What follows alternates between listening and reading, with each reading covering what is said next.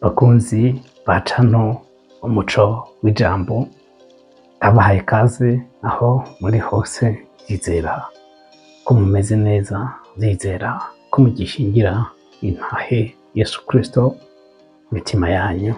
Imbere yuko dutangura ikiganiro cacu c'uyu munsi, reka tubanze dusenge Imana.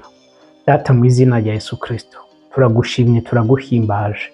Mana, tuguhaye icubahiro k'uyu munsi udasanzwe, tugushize hejuru ya vyose kuko urabereye Mwami gushima. Nta wundi ahwanye nawe mu buzima bwacu, habwa icubahiro. Tugushimiye urukundo, imbabazi, imigisha myinshi udufitiye ku buzima bwacu. Mana, tuguhaye icubahiro, akira amashimwe avuye mu mitima yacu.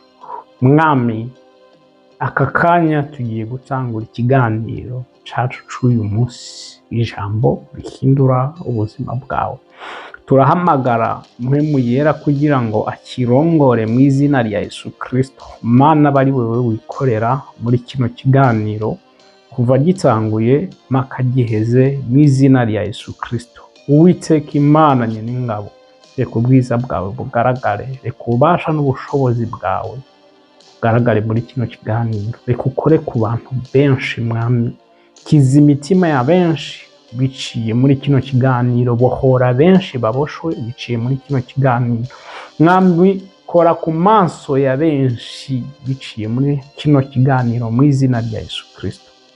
Mwami Imana, ubwoko bwawe buragukeneye, burakunyotewe, burakeneye kumenya ukuri kugira ngo babeho bidegembya. Mwami, twakuriye mu binyoma byinshi by'amadini, by'ukwizera ibintu Mwami Imana tutazi, ariko Uwiteka Imana, igihe kirageze kugira ngo ukuri kwawe kuje ku mugaragaro, kugira ubohore benshi, ubahumura amaso babone inzira Kristo ko ari wewe uri Imana. Ndagushimye, genderera buri muntu wese ahari, uriko aradukurikirana kano kanya n'uruzodukurikirana ejo canke ikindi gihe gikurikira. Mwami, reka bose uzubakoreko, kuko imbaraga zawe buri gihe zama ziriko zirakora. Turagushimye, turaguhimbaje mu izina rya Yesu Kristo senze twizeye, amen. Yesu nashimwe. Kumbure n'ubwa mbere ukurikiranye ibiganiro vyacu, ku mazina nitwa David Nitunga, izina ry'umurimo nkaba ndi Bishop. Imana iduhane umugisha. Rero nimba utarakora sabone kuri channel yacu, ndagira ngo wikore kugira uzurabana natwe mu biganiro vyacu vya misi yose. Murabizi ibiganiro bishingiye kuri Zaburi y'119 ku murongo w'105. Yesu nashimwe. Rero ni vyiza yuko yifatanya natwe, kuko muri ubu buzima mu vy'ukuri udafite itara biragoye. Umenye neza yuko iyi si icuze umwijima, ikontrolwa n'ububasha n'abaganza, isi y'umwijima. Rero niyo mpamvu tuba dukeneye itara kugira ngo ritumurikire. Itara nta rindi si yayandi tubona abamanitse hajya hejuru canke ajya ufise mu nzu yiwawe, no. Ariko turavuga itara ryo mu buryo bw'impwemu, itara riguhumura amaso yawe, itara rihumura amatwi yawe, ikayapfungura kumva ivy'impwemu, amaso yawe akabona ivy'impwemu. Rero nta wundi ni Kristo Yesu tuba turiko turavuga. Rero ni vyiza kuzura abana natwe muri no biganiro vyacu vya misi yose, bizogufasha cane gutahura vyinshi utaruzi. Rero shimiye abantu mwese mubandanya gupostinga ibiganiro vyacu mu magroupe yanyu, ku mastati yanyu ya WhatsApp na ya Facebook. Ndababwira kandi timubandanye, Imana ibahe umugisha. Facebook page yacu irahari, iriko irakora. Instagram yacu irahari, WhatsApp irahari. Akeneye kuja muri groupe muhawe kaze. ndetse email murayibona, WhatsApp nimero iri ngaho.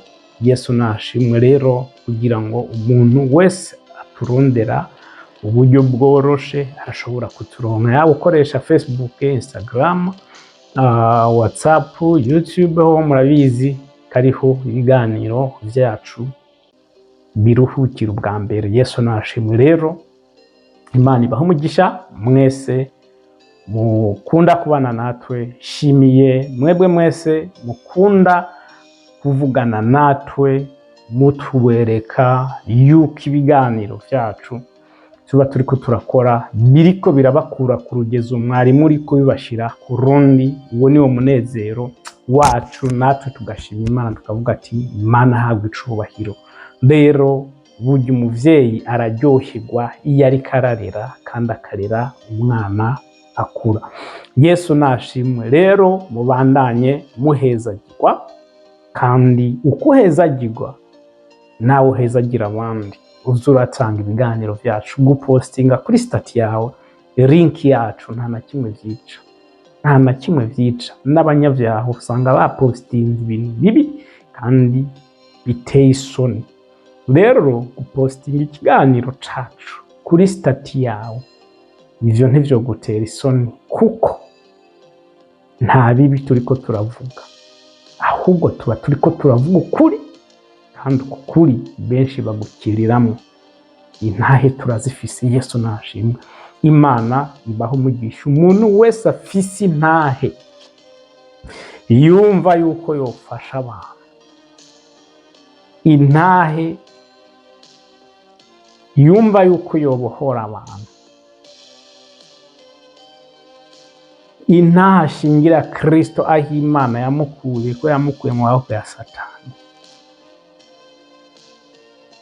Nukuri pe, uza utwandikire hama tukubwire ukuntu wotanga iyo ntahe kugira ifashe abandi. Yesu nashimwe. Rero reka twinjire mu kiganiro cacu, ijambo rihindura ubuzima bwawe. Yesu nashimwe. Mu kiganiro giheruka twarabonye neza yuko abantu benshi bamaze iminsi myinshi babaye mu buzima bw'ikinyoma. Ubuhe buzima bw'ikinyoma? Ubuzima bw'ikinyoma bwo kumva yuko mu by'ukuri umwana w'Imana ashobora kugira imivumo, ashobora kugira karande, kandi ari muri Kristo Yesu, kandi yarerejwe n'amaraso ya Yesu Kristo. Ivyo ntibikunda. Nta muntu ari muri Kristo Yesu agira karande. Nta muntu ari muri Kristo Yesu agira imivumo. Imana idufashe cyane, kuko amaraso ya Yesu yogeje vyose. Ujya munsi umwakira, kiretse ufashe ingingo yo kureka Yesu ugasubira hehe? Mu vyaha. Aho ya muvumo na karande n'ibindi byose byari bikuriko biragusubirako nta kabuza. Ariko mu gihe ukiri muri Kristo Yesu, nta muvumo n'uyu ufise, nta karande n'iyi ufise. Ingorane nuko abantu baguma bavyumva ahantu nabo bagaca batangura kuvyizera. Mu by'ukuri ivyo wizera nivyo bikubako, nivyo ubona. Raba Yesu ariko arakiza abantu, yabwira ati ukwizera kwawe kuragukijije. Nagira ngo ndagusabe wewe zuraraba Yesu Kristo ibintu yakora n'abantu yafasha hariya. Ibi bizogufasha gutahura wewe abo bantu bose ubona bakubwira ngo imivumo n'ibindi ko bataribo. Abo sibo sibo, bafise izindi nyungu bariko bararondera, izijya nyene baronka. Imana idufashe cyane.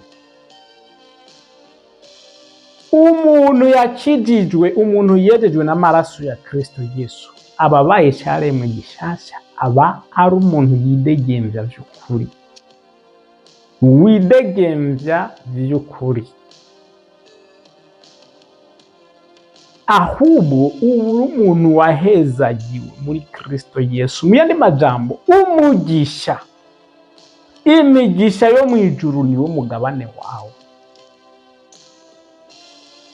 ariko apana imivumo. Imivumo si umugabane wawe, karande si umugabane wawe, inyatsi si umugabane wawe. Umugisha muri Kristo Yesu niwo mugabane wawe. Mu yandi majambo, ivyo Kristo Yesu afise vyose ni vyawe. Ariko nimba uri muri Kristo Yesu, iyo niyo condition. Nimba uri muri Kristo Yesu, ivya Kristo vyose afise ni vyawe. Nimba utari muri Kristo Yesu, uri muyundi, nawe ni wa mubi. Nawe ivyo afise vyose ku bantu batari muri Kristo ni vyabo. Yesu nashimwe. Nimba uri muri Kristo Yesu, vy'ukuri warahezagiwe. Wewe ahubwo ugende wigurire agafana ukanwe, uvuge ati Mana ndagushima komba nkiri muri Kristo Yesu uyu munsi. Kuba nkiri muri Kristo Yesu uyu munsi, rekamwe aka gafana. Urabona abandi bantu ukuntu bakanwa bakagira ngo azi ngo kubwiki niki, kubwiterambere ibi na biriya. Nawe ugende ukagure agafana, ugafate muntu yogire ati kubwa Kristo Yesu byo kurinda kanywe, kuko uri umuntu udasanzwe muri Kristo Yesu. Urenze umwana wa perezida, urenze umwana wabo bose bitwa ko bakomeye. Uri umuntu udasanzwe muri Kristo Yesu. Warahezagiwe, imihezagiro utonaharura wewe, ahubwo nuko amaso utarayafungura. Amaso muguma muyafungurira kuri abo bantu bababesha, bababwira ngo muri kimivumo namwe mukavyemera. Ariko ingorane nuko mutarimenya, mutaritahura, mumenye n'agaciro kanyu mufise neza, mwizere ijana kurindi wakabahaye. Ivyo niwamara gutahura, ugacubona uwaguhaye ako gaciro, ugacubona uwo muntu yaguhinduye ukitwa umwana w'Imana, ndakubwiza ukuri, uzoca utangura kugenda nk'umwana w'Imana nyene, utiganyira, utidoga kukenye, utidoga mbese atana kimwe ubuze. Umwana wa perezida ntashobora kwidoga ngo arabuze amahera, ngo arabuze imodoka, arabuze impuzu, arabuze ibi na biriya. No, ibishoboka. Ibaze wewe uri umwana w'Imana yaremye isi n'ijuru. Imana yaremye vyose. Niko bimeze. Uri umwana w'Imana, nimba utavyizera nturakizwa, nturakira agakiza. Rero ukeneye kwakira agakiza kugira ngo hinduke umwana w'Imana. Yohana 3:16. Kuko urukundo Imana yakunze abari mu isi cyane, nibwo rwatumye itanga umwana wayo w'ikinege, ngo kugira ngo umuntu wese amwizera ntazopfe rubi, ariko ahabwe ubugingo budahera. Yesu nashimwe. Gupfa rubi sinzi ko no kwitwa n'umukene, kwa kuntu upfa nabi nyene, atana kimwe ufise muri ubu buzima, ata kintu na kimwe ufise, kandi atana bugingo ufise udashira. Nta juru witeze kuzoronka, kandi nta mugisha n'umwe uri kurabona. Mbese mu buryo bwose, yaba mu buryo bw'impemu, mu buryo bw'umubiri, umukene yibereye ngaho. Basi ubura y'amafaranga ubu mutunzi mu ijuru. Raba inkuru ya Lazaro na wa mutunzi. Lazaro yarakinye kwera, ariko mu maso aboneka, yaboneka yuko ari umuntu atakamara afise, agiye gupfa rubi. ariko yari umuhigwe. Umunsi umwe Lazaro arapfa n'abamutunze arapfa, bose bisanga mu yindi si. Ariko uko ubuzima bwabo bwari butandukanye niko n'ubundi isi bagiyemo zari zitandukanye. Nkoresheje iri jambo isi kugira ngo bitahure. Uwarabayeho neza muri ubu buzima bw'uyu munsi turimo bw'ubutunzi n'ibindi, yisanze amahitamo yiwe yari mabi. Ariko uwo wa mutunzi yabona ko abayeho nabi, ataca azovamo ataca amaze, niwe yabonye ko ari umutunzi kandi akeneye imfashanyo ivuye kuri we, kugeza igihe avuga ati ndakwinginze koza gusa agasonga k'urutoki aka ugakoze mu mazi hamujojotereze ima rimwe ngaha kuko ndapfuye iko ndaka unzimye. Lazaro aramubwira ati ntibishoboka. Aburahamu aramubwira ati wapi, ahantu turi wewe naho uri hari imanga nini cyane, nta muntu ashobora kuyijabuka ngo aze ngo agufashe. Tegerezwa kupambana na hali yako. Yesu nashimwe, salama ziwafikie. Utegerezwa kupambana na hali yako kuko wahisemo ivyo nyene. Yohererwa uwo muriro wahisemo. Kiri mu isi wabayeho neza uko uvyishakiye, ariko uyu wabona ko abayeho nabi asuzuguritse. Ariko uyu munsi ni ubona wari umutunzi. Rero yohererwa ubwo buzima wahisemo. Ariko Lazaro wewe yibereye mu gatuntu k'Aburahamu, yibereye mu gatuntu k'Aburahamu, ariko aranezerwa ibyiza byo mu ijuru. Haleluya! Yesu nashimwe. Abana b'Imana nubwo baboneka muri aya maso umubiri umengo kuko ntibakenye, no, umengo barake, ariko siko biri. Nagira ngo ndakubwire, ni wabona umuntu uvuga ati je ndazi Imana,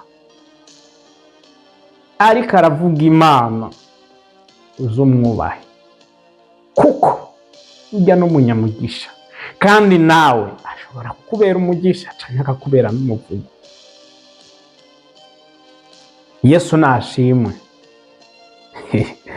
Abantu bashobora kuvuga ati yo muvumo gute wo ariko uravuga kari abanyamugisha ye. By'ukuri nimba hariho umugisha hariho n'umuvumo. Raba Eliya na Elisa ibintu bakoze, abanyabyaha baraza kubagenderako bakabavuma kandi bikababako. Rero umwana w'Imana arashobora kuguhesha umugisha cyane, akaguha uwo muvumo nimba ari ukeneye. Ni vyiza ko mwikonekita n'abanyamugisha namwe kugira ngo mugire umugisha. Nta mugisha urenze nko kuba ufise umuntu agusengera. Ndakubwiza ukuri, uje kunsaba amafaranga jewe noyaguha kuruta huko umbwira ngo ndagusengere. Uti kubera iki? N'akaroro urashobora kuza umbwire ati ndakeneye mu 10 cyangwa 20. Ndakubwire vyakweri. Rero afise no kwirwa ndakubwira ati reka dusenge Imana, ntabwo hacitera wagiye. Kuko ndashobora kuvuga ati reka dusenge, Imana ikambwira gukora n'amasengesho arenze ayo nari gusenga. Ariko kubera iki ntoba inyishu yawe mfise amafaranga? Kuko na Bibiliya yatubwira ngo mwene soni yaza ashonje kandi ufise icyo umuha, ntukamubwire ati icara susuruka meze gutya, reka dusenge, hamuca umubwira ngo genda amahoro. Mubera umugisha kuko nawe uri umunyamugisha. Twebwe turi abanyamugisha kugira ngo natwe duheshe umugisha abandi. Niyo mpamvu kenshi mubona abapagani, Yesu we, haleluya. Niyo mpamvu mubona abapagani kenshi bakunze kugira ubutunzi bwinshi, kuko hari ibanga bamaze kumenya kandi by'ukuri batazi Imana. Ibanga ryo kuvuga ngo ico biba nico wimbura, ab'isi bararizi. Bararizi pe. Niyo mpamvu ubona batanga nabo bakaronka. Simvuze ko abana b'Imana badatunze, hari benshi baruranya, ariko abanyabyaha iri banga bararizi ndetse no kurusha abana b'Imana. By'ukuri nimba uri umunyamugisha, hezagira abandi, hezagira abandi, hezagira abandi, w'umugisha ku bandi, babona Imana iri muri wowe. Kuko uri umunyamugisha, amafaranga urayafise, imezagiro myinshi uri nayo. Gerageza ube umugisha ku bandi, babone Kristo muri wewe. Yesu nashimwe. Abanyabyaha baratanga, baratanga, baratanga, baratanga, bakaguma bahezagirwa. Gutanga harimo ibanga, ndababwiza ukuri, harimo ibanga rikomeye, harimo umugisha udasanzwe. Rero nimba uri umunyamugisha, hezagira, kuko nta kuntu woguma wakira imigisha gusa, amaboko yawe azuzura ubure ibindi aho bifatira. Yesu nashimwe. Reka dusome ijambo ry'Imana. Fata Bibiliya yawe, dusome ijambo ry'Imana dusanga mu gitabo c'Abanyefeso igice ca mbere. Turasoma umurongo wa 3. Ngomba ndabereke uyu munsi mutahure by'ukuri yuko imivumo n'ibindi byose, karande n'inyatsi n'ibindi, ivyo atari umugabane w'Imana b'Imana, si umugabane w'abana b'Imana. Ibi bintu ndabivuze kandi ndabisubiye. By'ukuri iri jambo rigiye kuvuga byinshi, rigiye kuzuza byinshi navuze. By'ukuri nta mwana w'Imana agira karande, agira inyatsi, agira iki na iki n'iki, ahubwo umugabane w'abana b'Imana. Imigisha. Yesu nashimwe. Niwabona izo nyatsi wumva bavuga, izo karande bavuga, izo mivumo bavuga, ubibona kuri wewe, icara ahantu wisuzuma, ugiti ibi bintu byo biriko biraza gute, je ko ndi umwana w'Imana. Ibi uzosanga hari umuryango wa warugururiye umwansi, kandi ukimara kugururira umwansi, mwibuke ijambo navuze, imwe gusa mbi iyikuvuyemo ntitigende, igumiye rero ikaziza kuraba yanzu yahora ibamo. Isanze ijyanzu ngo ikubuye, ica yiruka. Gukubura bisigura iki? Wamaze kwinjiza ivyaha mu mutima wawe, ikigenda yiruka igahamagara izindi ndwi ziyirusha ububi, zigaca ziza, zigaca zinjira muri wewe, zikabana nawe. Ari impwemu mbi 8. Ivyo bakora mbere bibi, mu nyuma ngo bica biba bibi gose kurusha. Imana idufashe cyane. Rero vy'ukuri umaze kugururira umuryango Satani, aragusubiza pe, arakwanduza, aragucafuza kabisa. Ariko nta mwana ari mu Mana agira icyankiro.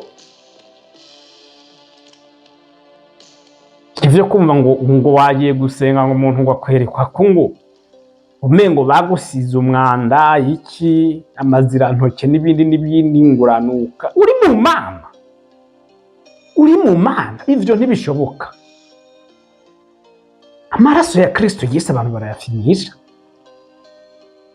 Ivyo ntibishoboka. Nta mwana w'Imana bakicyankiro, kwa badayimoni baraza gusiga ibintu kunoka abantu bakaguhunga iki ngo, ariko umuntu agiye muhereko akabona ngo ni ngo namazira ntoke cyane n'ibindi bintu bikuri rusazi biki n'ibindi. Ivyo uri muri Kristo Yesu, no, ivyo ntibibaho. Ivyo ni kinyoma. Uri muri Kristo Yesu.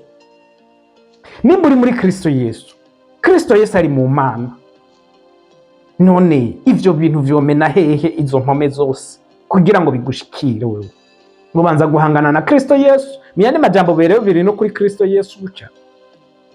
Izo karande ziri no kuri Kristo Yesu, niko bashatse kuvuga. Iyo mivumo iri kuri Kristo Yesu, iri ku Mana kugira ngo bigushikire. We uri muri Kristo Yesu, nturi no kuri, uri muri w'indani.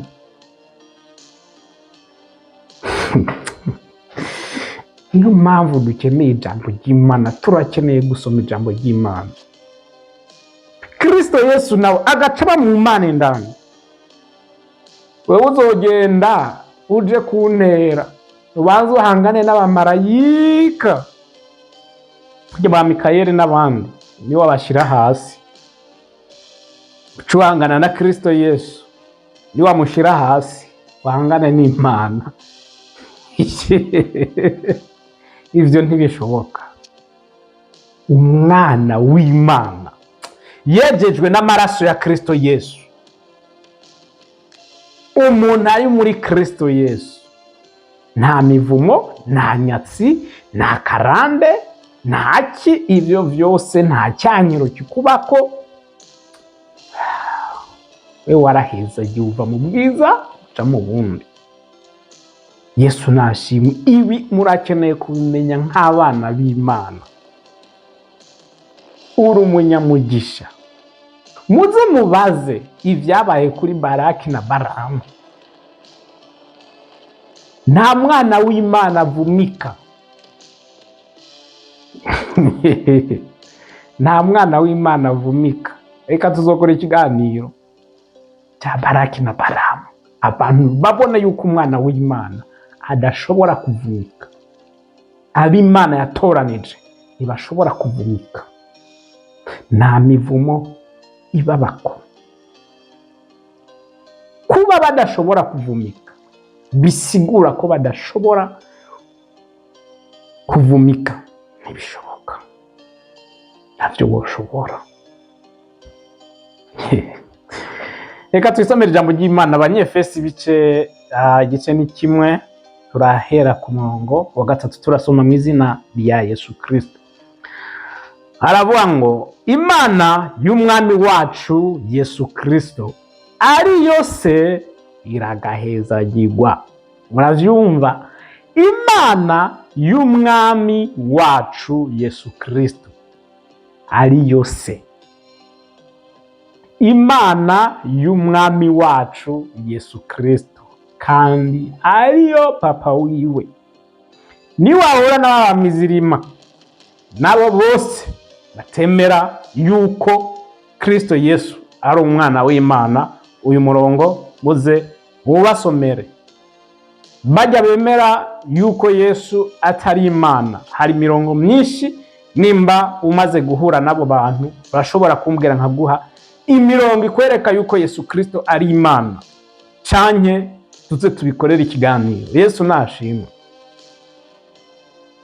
Imana y'umwami wacu Yesu Kristo ariyo se iragahezagirwa. Wumve impamvu Paul yariko aravuga ati iyo Mana iragahezagirwa, nta yindi hwanye nayo. Muyandi majambo yariko arayihimbaza, yariko arahimbaza Imana, yariko arahimbaza Imana, ayihezagira, ayitazira, ayivuga mu mazina kubera ibikorwa yadukoreye mu buzima bwacu. Haleluya. Imana y'umwami wacu Yesu Kristo ariyo se iragahezagirwa kuko yaduhezagiriye imihezagiro yose. Murumva? Imihezagiro yose. Imihezagiro yose. Muriko muravyumva? Yaraduhezagiye imihezagiro yose nka twebwe abana b'Imana. Nta mivumo yaduhaye, yaduhaye imigisha, yaduhaye imihezagiro yose y'imwemu ahantu ho mu ijuru murinde muri Kristo Yesu. Mbega ni kubera iki Aburahamu, Yakobo n'abandi bagomba guhezagira abana babo? Kubera iki batabaha amafaranga? Kubera iki batababwira ngo uragatunga urakagira ukuntu? Kuko yari azi neza yuko imihezagiro yo mu buryo bw'impwemu niyayironka, iyo mihezagiro yo mu buryo bw'impwemu niyiza ikambara umubiri igaca iba muri ubu buzima. Mbe ni gute cyane ni kubera iki umuntu akugirira neza ugaca umubwira ati Imana iguhezagira? Je nca ndamufata ati Imana impezagize iki kivuge. Byumbwiye ati Imana iguhezagire, ndagufata ati Imana impezagize iki, hama akakivuga akacatura, kuko kwatura bifise ubushobozi. Rero uwo mugisha ubunyatuye ko ejo cyane hirya ejo urambara umubiri ukawubona muri ubu buzima. Rero iki ni ikintu abana b'Imana bakwiye kumenya. Mu buryo bw'imwemu byose turabifise, byose twarabihawe kabisa. Murinde muri Kristo Yesu. Umuntu akubwiye ngo Imana iguhe umugisha, ubwire ati impuyuhe mugisha. Apana gusa ngo Imana iguhe umugisha amarengana. Mufate nka Yakobo. Baburahamu barahezagira abana babo bakabaturako amajambo, kandi mu by'ukuri n'abavyeyi bacu murabona barabikora, ugasanga bariko barakwaturako amajambo kandi ayo majambo akagushikako. Icyo nshatse kuvuga ngaha, hari abantu bumva batari muri Kristo Yesu, batarakizwa, bakibereye mu byaha. Se wabo ashobora kubavuma bikamufata, mama wabo ashobora kumuvuma bikamufata, ariko uri muri Kristo Yesu ibyo bintu ntibishobora kugufata. Kandi si icyo kuvuga. Rero icyo nshatse kuvuga ni iki: mama wawe cyangwa papa wawe cyangwa undi muntu akwatuye kumugisha, nta kujya kwatura kumuvumu kagufata. Mu yandi majambo n'umugisha aho kwatuye ko niko bigenda. N'umugisha aho kwatuye ko urawuronka, urawuhabwa. Yesu nashimwe. Harahiriwe umuntu afise abavyeyi bazi Imana. Harahiriwe umuntu afise abavyeyi bazi Imana. Iyo ni imigisha mu yindi. Iyo ni imigisha mu yindi. Reka mvuge ngo ni agogo, abantu ntiho baca babitahura cyane cyane Abarundi. Abarundi baca batahura Yesu iyo mese agogo. Rero iyo migisha irenze ivyo, irenze izo agogo. Yesu nashimwe. Umuntu afise abavyeyi bakijijwe, Imana yaraguhezagiye wewe, kuko buri gihe baguma bakwaturako imigisha. Wewe mbese uvaha uja. Yesu nashimwe. Rero aba bakera basogokuruza bacu iyo bakwatuyeko ikintu byaca biba. Genda musome murabe Isaka ivyo yatuye ku bana biwe byarabaye. Yakobo na Esawu, genda urabe Aburahamu ivyo yatuye ku mwana wiwe Isaka byarabaye, ndetse n'abandi benshi. Imigisha sukuvuga ngo nubu butunzi, kuko Yakobo agiye kugenda kuva muhiri wiwe, yavuye muhira kwa se ahasize ubutunzi n'ibindi. Kandi mu gihe se amuhezagira yagize amanyanga yo kwihindura Esawu, niyamuhaye ngo ndaguhaye kariya kabande k'inka, ndaguhaye amafaranga yose mfise kuri banke n'ibi na biriya. No, yaramwatuye imigisha y'ahantu ho mu ijuru, igitarambara umubiri ngo itangure kuboneka, ariko mu nyuma yarayibonye. Yesu nashimwe. Abasomyi ba Bibiliya murabizi, yarayibonye iyo migisha. Twarahezagiwe imigisha yose muri Kristo Yesu. Umve kubera iki rero twahezagiwe iyo mihezagiro yose y'ahantu ho mu ijuru? Ni kubera ata kintu na kimwe twe twigeze dukora. Suko twari beza, suko twari tugororotse, suko twari dutonye ku Mana. No, hari igihe ushobora gutona ku muntu akaguha ivyiwe vyose, ukaba inshuti yiwe magara akaguha ivyiwe. Twe twari abansi y'Imana. Ariko Imana irabihitamo ku bushake bwayo, kubw'urukundo dukunda kiradutoranya. Umurongo wa 4, kuko yadutoranije muri we, yadutoranije muri Kristo Yesu. Niyo mpamvu dufise imihezagiro yose. Yadutoranije muri Kristo Yesu. Kera ijuru n'isi ritaraba, hata kintu na kimwe kiraba. Nk'uko yadutoranije muri we itanguriro ry'isi ritarashigwaho, kugira ngo tube abera tutagira agasembwa imbere yayo, turi mu rukundo. Imana yadutoranije isi itarabaho, iradutoranya ikidushiriraho kwezwa biciye mu maraso ya Yesu Kristo, biciye muri Kristo Yesu, kugira ngo tube turabera twogejwe n'amaraso ya Yesu. Yesu nashimwe, twogejwe n'amaraso ya Yesu. Haleluya, Imana ishimwe. Kugira ngo tubabera tutagira agasembwa, turi mu rukundo rw'Imana. Mwibuke umurongo navuze, kubw'urukundo Imana yakunze abari mu isi cyane. Yohana 3:16 nibwo rwatumye Imana ikora ibintu byose.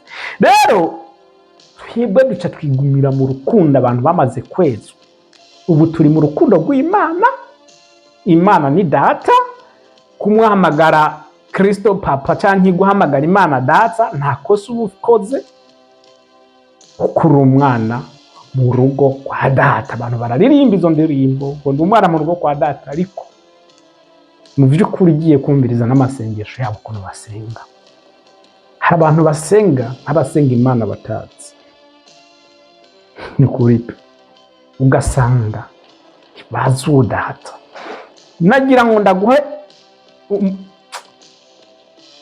devoir cyangwa homework, ugende wiyumvire cyangwa urabe wewe imigenderanire ufise na papa wawe w'umubiri yakuvyaye, nimba ukimufise cyangwa igihe papa we yaragihari. Urabe ukuntu papa akunda umwana wiwe, urabe ukuntu umuryango umeze, urabe umuvyeyi ukuntu aba yitayeho umwana, urabe umuvyeyi uko aba ahangayikishijwe n'uko umwana aba atameze neza, ashonje. Mbese umuvyeyi aba yifuriza ivyiza gusa umwana. Rero Imana idukunda birenze kurya. Imana idukunda kurenga uko abavyeyi bacu badukunda, uko abavyeyi bacu botwitaho, uko abavyeyi bacu botugirira ibi na biriya.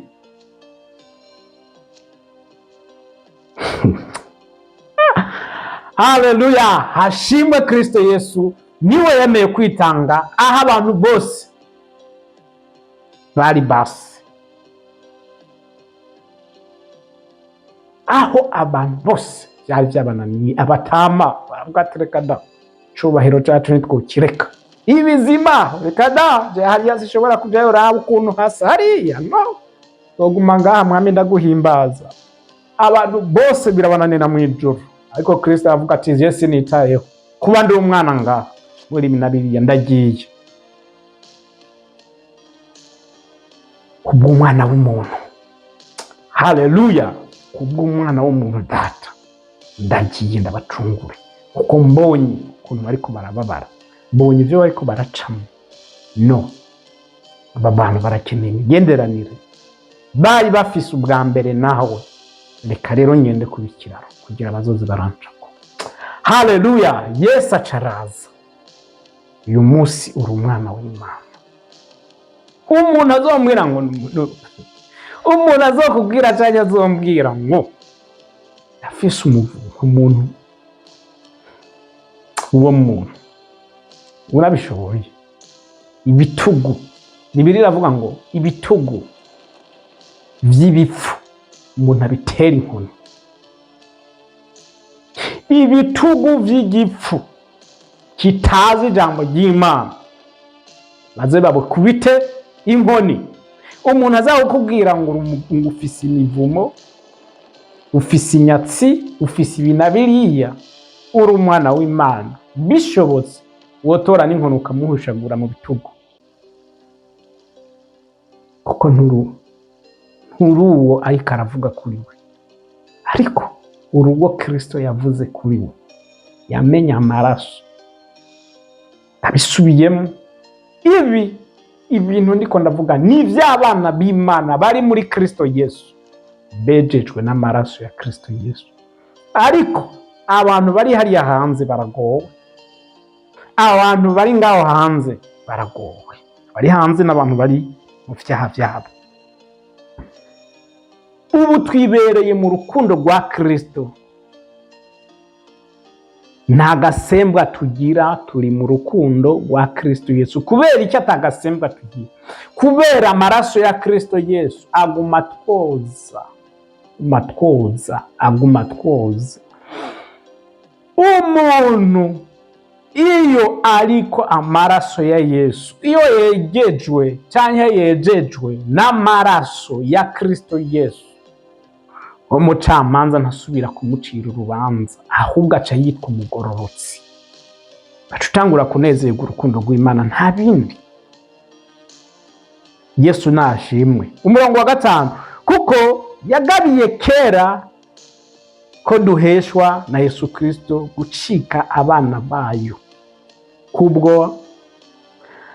kubwayo, nk'uko yabigombye bikayihimbara. Urumva?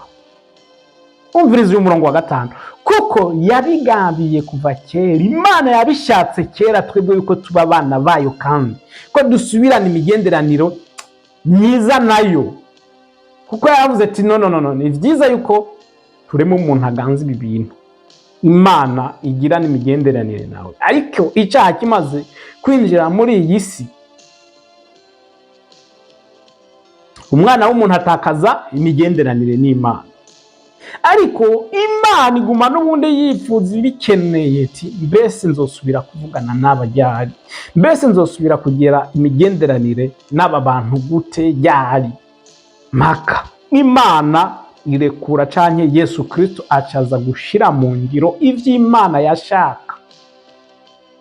Umveze 5 ukuntu havuga, kuko yagabiye kera ko duheshwa na Kristo gucika abana bayo.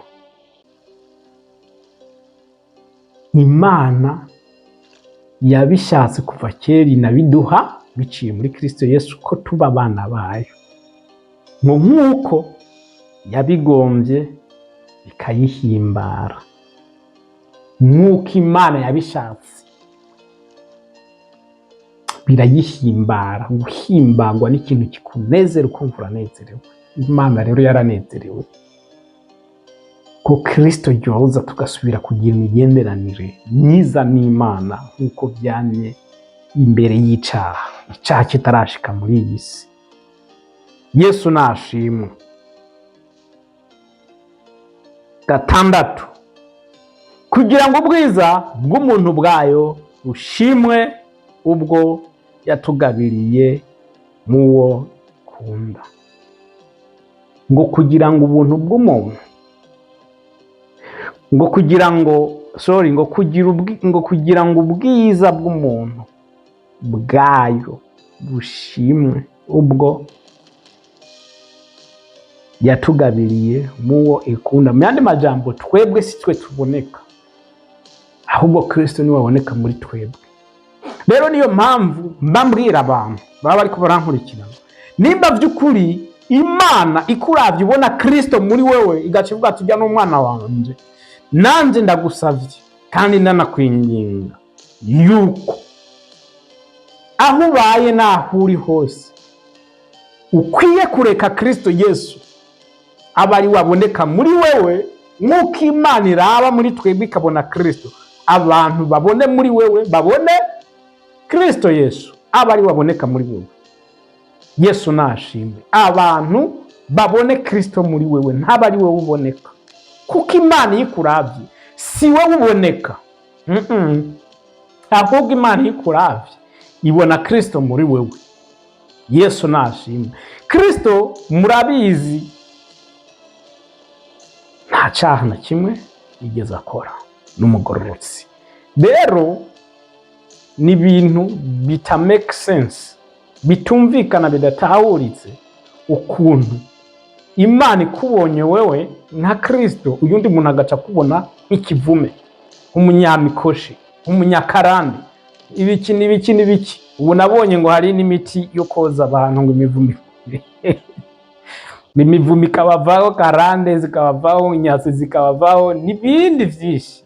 Iyi si irarushe, ikeneye Kristo, bakeneye umuco w'ijambo kugira ngo ijambo ry'Imana ribabere itara, bamurikire, babone inzira bariko baracamo.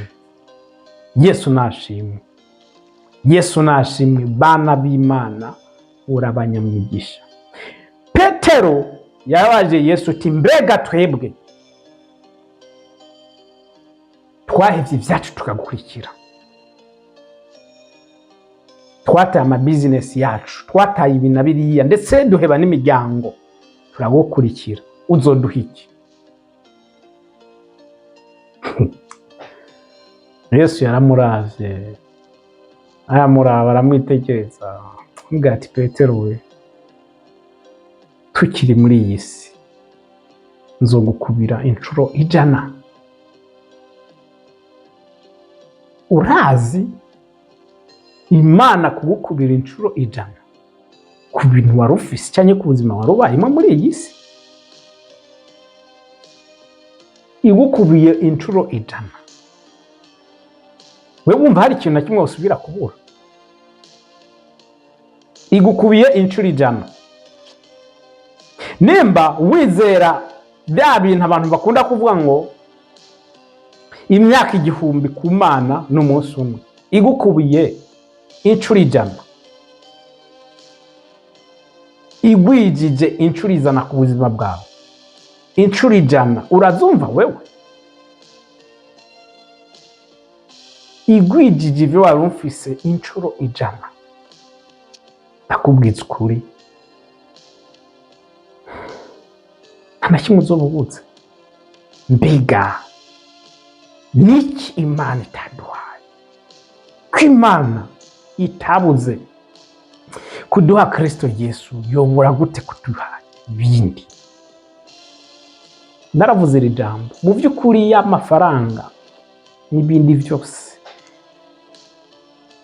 iyo biza kuba ari byo ukeneye, byari byoroshe ko Imana ifungura amadirisha n'imiryango yo mu ijuru, kugira ubone urubura rugwa mu nzu iwawe no mu ndimiri wawe n'ahandi hose, utagenda mu nzu y'undi canke mu rugo rw'umubanyi mugiye kurabayo urubura.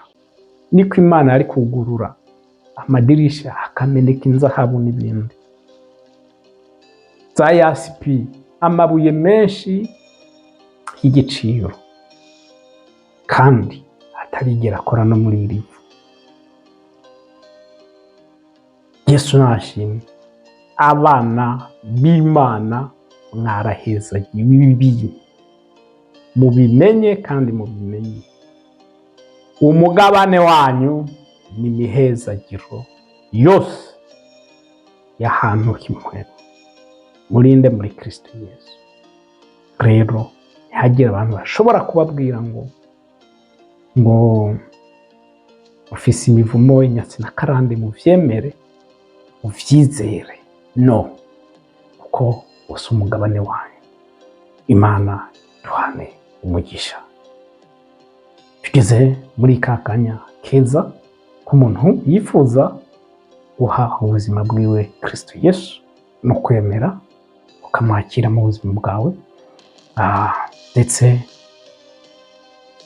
ukizeresha umutima wawe kari umwana w'Imana, ko yapfuye ku musaraba azira ibyaha byawe, amukatuza akanwa kawe, kumwakiriye nawe akaza akabana nawe, agahindura ubuzima bwawe. Yesu nashimwe. Nimba uri tayari, nagira ngo usabe aho uri hose, usubiremo aya majambo uti mwami Yesu menye neza ko wapfuye ku musaraba uzira ibyaha byanje, nizeresheje umutima wanje kandi natuje akanwa kanje kuri umwana w'Imana nzima. Yesu ndakwinginze umbabarire ibyaha byanje, ufute mu gisabo c'urupfu umwandike mu c'ubugingo.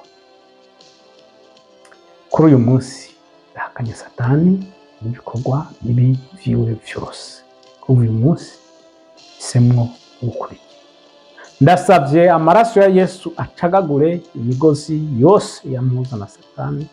Amaraso ya Kristo Yesu ankureko imivumo, inyatsi, karande n'ibibi vyose vyamukomokako.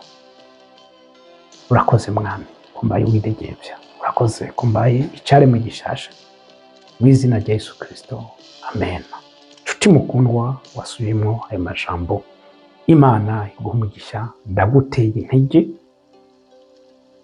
Urakeneye gusenga cane gose, urakeneye kubandanya usenga Imana, usoma n'ijambo ry'Imana, urakeneye kwama uteranira hamwe n'abandi, urakeneye eglise batiza mu mazi menshi kandi yizera Yesu Kristo umwami n'umukiza. Hama urakeneye kuregwa ugakura, hama Imana igukoresha. Wifuza yuko gufasha, ushobora kunyandikira kuri WhatsApp, nimero zanje zirahari, ngaho tukabafasha. Ukeneye aho usengera turashobora kubarongora, hama Imana ibakoreshe. Impano inyigisha mufise y'impwemu itangure gufunguka ikore, impano mufise zitangure gufunguka zikore. Buri muntu wese ari muri Kristo Yesu afise impano n'imihamagaro, nuko mutabizi, ariko nimutigishwa ntimuzobimenya.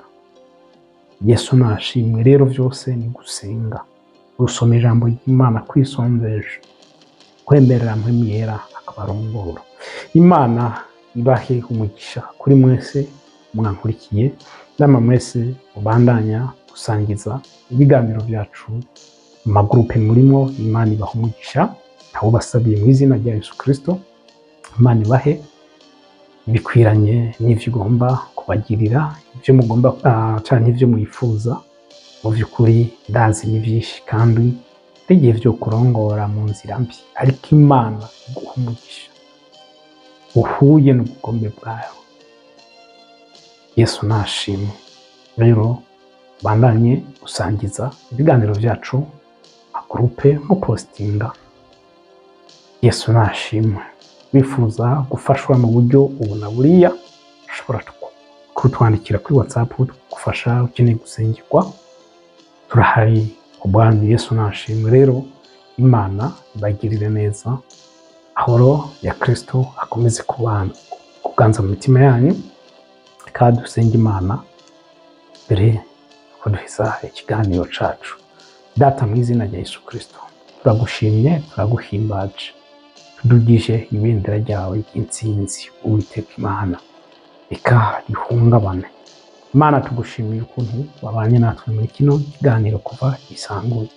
Ndasenga mu izina rya Yesu Kristo kugira ngo mwami ubandanye kuvugana n'ubwoko bwawe.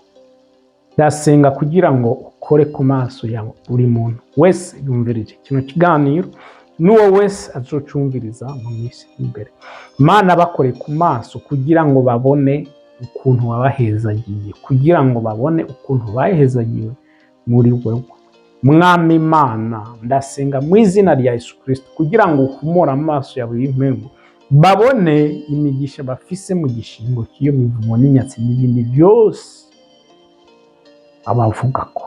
Ndaguhaye icubahiro mwami, komeza kubagirira neza, ubahezagire imihezagiro mwami yabo yo mu buryo bw'impwemu. Reka ibandanye kwambara umubiri mu izina rya Yesu Kristo, bayibone bave mu bwiza baja mu bundi. Ndagushimye, ndaguhimbaje, ariko sengeye n'umuntu yafashe ingingo yo gukizwa uyu munsi. Imana ndamushyize mu maboko yawe kugira ngo umukuze, umurinde wa mubi, umurinde imigabo n'imigambi ya Satani, urindire mu bushobozi bwawe, umwigishe, umukuze, ukomeze abandanye gukorera mu bwiza bwawe, aguhimbaza kandi ashima n'abantu. Urakoze mwami, ndaguhaye icubahiro. Gusenga ni ukwanje, gukora ni ukwawe. Tubisavye Imana mu izina rya Yesu Kristo. Amen.